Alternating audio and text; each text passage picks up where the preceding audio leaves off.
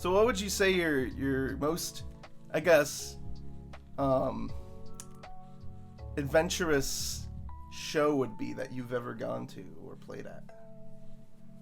Is there any stories that I'm sure you mentioned one or two before, on another episode, but Oh God, I love them all, really. Going on tour is definitely some that stand out. But let's get serious.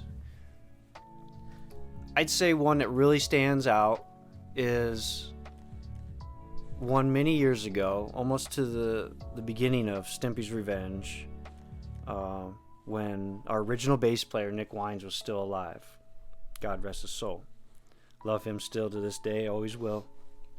But we got invited to what was to be known eventually to be Freak Stomp, but this was called Jammo Fest. Look behind you.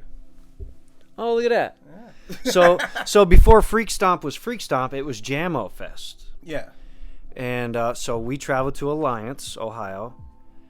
And I remember this well. It was our first festival ever. Yeah, we did the bar scene and we did parties. That was good. That's a foundation. You build a fan base, you build up confidence, you build up your gear. But we got invited to a festival now. And it was on a property in Alliance. Even had a in-ground swimming pool, and stage was provided and all this fucking equipment. And having a good time. There was talk that there was going to be a storm, but they blow through sometimes. Mm-hmm. And here we are. It's our set. We're playing. We were a 3-piece at the time. Nick over here. You got Chin Nose up here. And of course, I'm in the back on the drums. And our crowd, our audience, was basically in and around a swimming pool. Yeah. And then there was some lawn and stuff. It was just a really good time, and that really stood out. And so then the storm came. But they had makeshift tarps and everything. They put them up. Yeah. And it was keeping the rain and wind at bay. But little did we know that those tarps were starting to hold water. Uh-oh. And we're still on our set, and here it comes. The tarp failed. We're in the middle of a song. All of a sudden, I'd say 75 to 100 gallons of water come crashing down on my chest, full force. I never missed a beat. It pushed me back a little bit. It got everything, so I was soaked. I wonder if anybody got that on film. I don't know.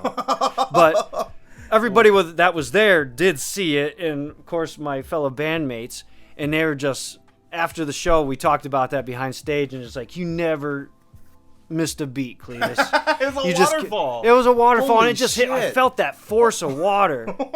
And, I mean, water is probably the strongest force on this planet. Yeah. And it was coming down on me all at once.